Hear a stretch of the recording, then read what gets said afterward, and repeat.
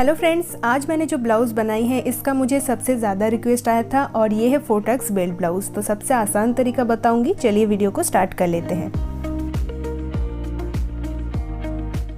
तो मैंने यहाँ पर 1 मीटर का मेन फैब्रिक और 1 मीटर लाइनिंग का कपड़ा लिया है। नॉर्मली इससे कम फैब्रिक में भी हो जाता है, मैंने डिज़ाइन बनाने के लिए इसमें ज़्यादा फैब्रिक लिया है, 1 मीटर लिया है। तो सबसे पहले हम कटिंग करेंगे। तो यहाँ अस्तर को मैंने इस तरह से फोल्ड करके रखा है, नीचे से एक स्ट्रेट लाइन पहले मैंने ड्रॉ कर लिया है और इसमें पहले बैक पार्ट की कटिंग करेंगे। तो लेंथ मैंने 14.5 इंच रेडी रखा है और इसलिए 15.5 इंच पर निशान लगाना है। जितना भी लेंथ आप रेडी रखना चाहते हैं उससे 1 इंच बढ़ाकर आपको निशान लगाना है। ये पहले बैक पार्ट की कटिंग कर लेना है। अब डीप नेक के अकॉर्डिंग शोल्डर लेंगे 5 इंच और आधा इंच बढ़ाकर 5.5 इंच आर्म होल लेंगे। जितना भी शोल्डर लेंगे उससे आधा इंच बढ़ाकर आर्म होल ले लेना है।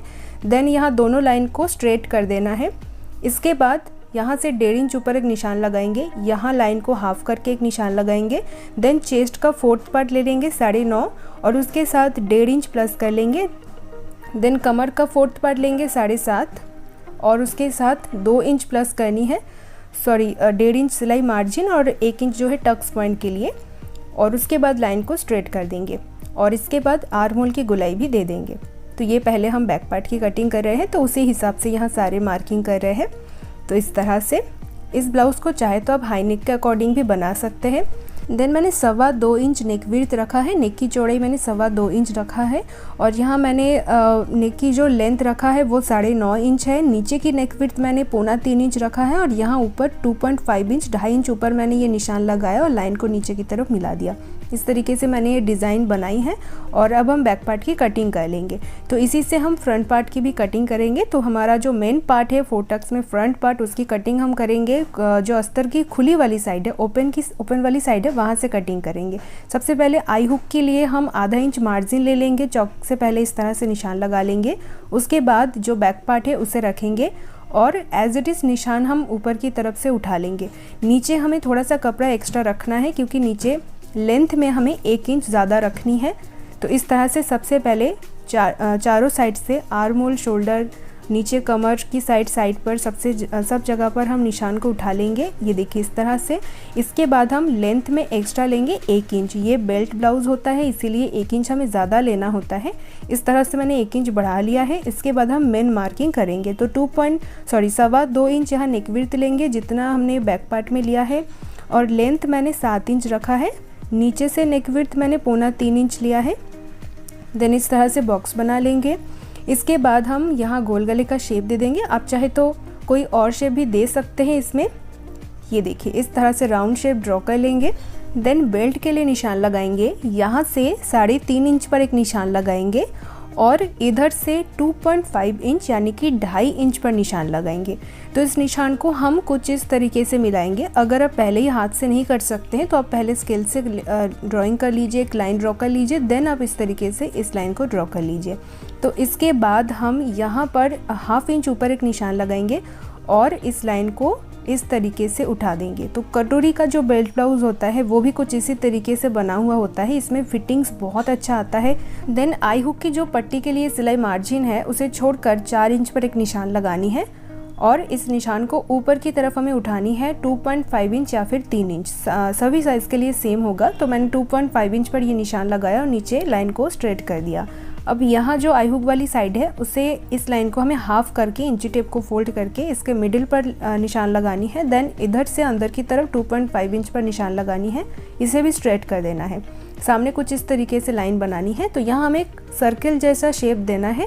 यहाँ से 1.5 इंच ऊपर एक निशान लगाएंगे। देन इन दोनों लाइन का गैप देखना है। यहाँ पर मेरा 2.25 इंच गैप आ रहा है, तो ये गैप जितना आ रहा है वो हमें देखना है और यहाँ पर हम 2.25 इंच पर निशान लगाएंगे और इसके बाद हम इस लाइन को जो बेल्ट की तरफ जो 1.5 इंच का निशान है उससे मिलाएंगे। लेकिन ध्यान रहे कि हमें सर्किल जैसा एक शेप देना है, तो उस हिसाब से हमें ये जो 2.2 इंच का जो निशान है उसे लगाना है और इस तरीके से मिलाना है। ये देखो तो तीनों निशान जो तीनों टक्स है उसका लाइन बन गया है। अब यहाँ पर हम 2.2 इंच पर एक और निशान लगाएंगे और इसे आर्म होल की तरफ मिलाएंगे। ये जो निशान हम लगा रहे हैं ये हम अंदाजे से लगा रहे हैं, सिर्फ हमें वो गैप चेक कर लेना है और इस तरीके से सर्किल सर्किल जैसा शेप बनाना है। सभी साइज़ के लिए प्रोसेस सेम होता है, सिर्फ मेज़रमेंट अलग अलग होता है। तो इस तरीके से ये सर्किल बन गया है।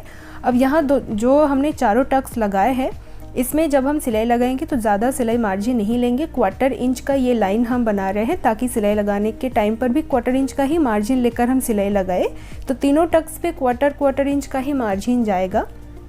इस तरीके से मैं आपको निशान लगाकर दिखा रही हूँ। लेकिन जो बेल्ट के ऊपर से जो टक्स का लाइन है, उसमें हम 1.25 इंच या फिर 1 इंच का मार्किंग करेंगे और इस तरीके से ऊपर मिला देंगे। सिर्फ यहाँ का जो टक्स है उसमें हम ज़्यादा लेते हैं। इस तरीके से चारों टक्स का जो मार्किंग है वो हमने कंप्लीट कर लिया है। अब हम इसकी कटिंग करेंगे। सबसे पहले बेल्ट को निकाल देंगे, इसके बाद ऊपर जो नेक है उसकी कटिंग कर लेंगे।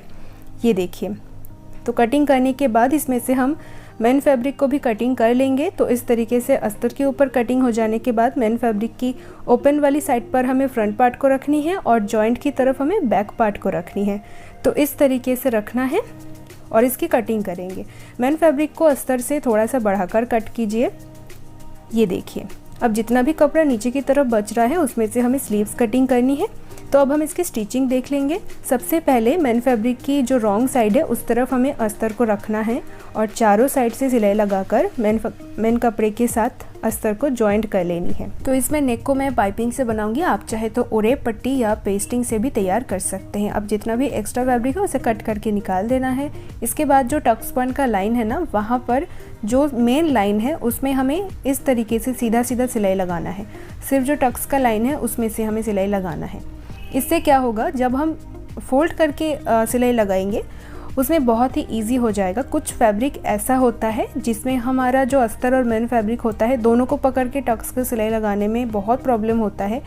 तो इसी तरीके से अगर आप करेंगे तो कोई भी फैब्रिक हो उसमें सिलाई बिल्कुल अच्छे से फिनिशिंग से दिया जाएगा। और ये देखिए, इस तरीके से जैसा लाइन है उसी हिसाब से सिलाई लगाएंगे। और शुरू में और लास्ट में ज़रूर आप टाँका लगाइए, यानी कि डबल सिलाई, जिसमें सिलाई बिल्कुल पक्का हो जाएगा, खुलने के चांसेस भी बिल्कुल नहीं रहेगा। तो इस तरीके से सिलाई लगाकर हम चारों टक्स को तैयार कर लेंगे। और इसमें जो पफ आएगा, ये देखिए, इसमें पफ बहुत अच्छा आएगा, देख सकते हैं। ऊपर थोड़ा एक्स्ट्रा धागा है उसे मैं कट कर रही हूँ। तो देखिए, इस तरीके से ये पफ रेडी होगा। इसके बाद हम बेल्ट को अटैच करेंगे। तो उसके लिए जो आई हुक वाली साइड है वहाँ पर हम थोड़ा सा इस तरीके से कट कर देंगे।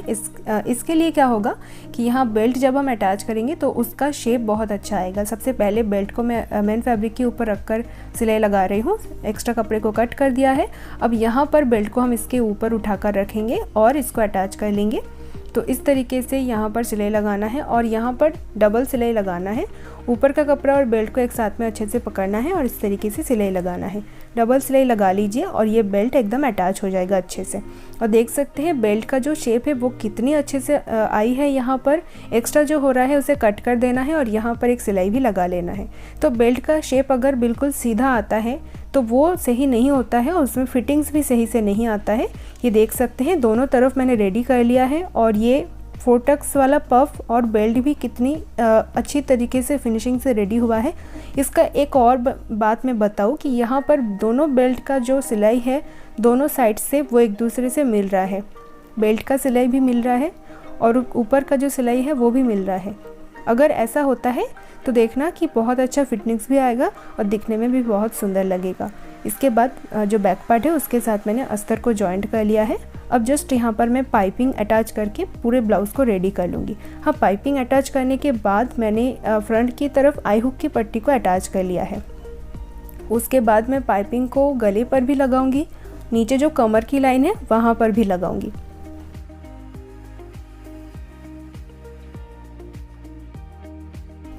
तो पाइपिंग का जो कपड़ा है उसे मैंने पहले से रेडी कर लिया था और इसको मैंने ओरेप में तैयार किया था। तो इसीलिए पाइपिंग के कपड़े में कट लगाने की ज़रूरत नहीं है। नीचे जो ब्लाउज़ का कपड़ा है उसमें मैं कट लगा रही हूँ। ये देखिए, जितना भी कपड़ा दिख रहा है उस पर आप कट लगाइए, देन इसको फोल्ड करके ऊपर से सिलाई लगाइए। तो जितना हमारा सिंगल फुट का चौड़ाई है उसी चौड़ाई को लेकर मैं यहाँ पर सिलाई लगा रही हूँ। तो एक ही सिलाई मैं यहाँ पर लगा रही हूँ। और ज़रूर आप पाइपिंग लगाने से पहले फुट चेंज कर लीजिए। तो इस तरीके से नेक तैयार करने के बाद कमर की लाइन पर भी मैं सिलाई लगा लूँगी और ब्लाउज़ को तैयार कर लूँगी। तो इस तरीके से मैं पाइपिंग फ्रंट और बैक दोनों में ही लगा लूँगी। आप चाहे तो इसमें कमर पट्टी लगा सकते हैं पाइपिंग के अलावा। तो फ्रेंड्स, क्या आप भी मेरी तरह ब्लाउज़ डिज़ाइन करना चाहते हैं तो मेरा एक कोर्स है जिसे आप ज्वाइन कर सकते हैं। इस वीडियो के नीचे डिस्क्रिप्शन बॉक्स पर मैंने एक लिंक दिया है, उस लिंक से आप मेरा कोर्स ज्वाइन कर सकते हैं। कोर्स का प्राइस बहुत कम है, सिर्फ 499 में आप सभी को मिल रहा है। ये ऑफ़र चल रहा है और पूरे कोर्स हम आपको हिंदी में सिखाने वाले हैं। इस पूरे कोर्स में हम ब्लाउज़ डिज़ाइन करना सिखाएंगे बहुत ही इजी तरीके से, जिससे आप कोई भी सिंपल ब्लाउज़ को बहुत अच्छी तरीके से डिज़ाइन कर सकें। ये रिकॉर्डेड कोर्स है और अगर आपको कोई भी डाउट होगा तो आपको व्हाट्सअप सपोर्ट भी मिलेगा। हम आपके डाउट व्हाट्सअप पर अच्छे से क्लियर कर देंगे। तो इसका जो स्लीव्स है उसके ऊपर मैं डिज़ाइन बनाऊंगी, तो वो नेक्स्ट पार्ट में आएगा। और इस ब्लाउज़ का फाइनल लुक देखने के लिए भी आपको नेक्स्ट पार्ट का इंतज़ार करना पड़ेगा, वो भी मैं नेक्स्ट पार्ट में ही दिखाऊंगी। तो अगर आपने अभी तक मेरे चैनल को सब्सक्राइब नहीं किया है, अगर आप नए हो तो जल्दी से सब्सक्राइब करके रख लीजिए नेक्स्ट पार्ट को देखने के लिए। और अगर आपने मुझे फेसबुक और इंस्टा पर फॉलो नहीं किया है तो फॉलो कर लीजिए, लिंक आपको डिस्क्रिप्शन बॉक्स पर मिल जाएगा। तो आज का ये वीडियो आप सभी को कैसा लगा है ज़रूर मुझे कमेंट पर बताइए, और अगर वीडियो अच्छा लगा है तो वीडियो को लाइक कर लीजिए। तो आज की वीडियो में बस इतना ही। चलिए आप सभी से मिलते हैं नेक्स्ट वीडियो में।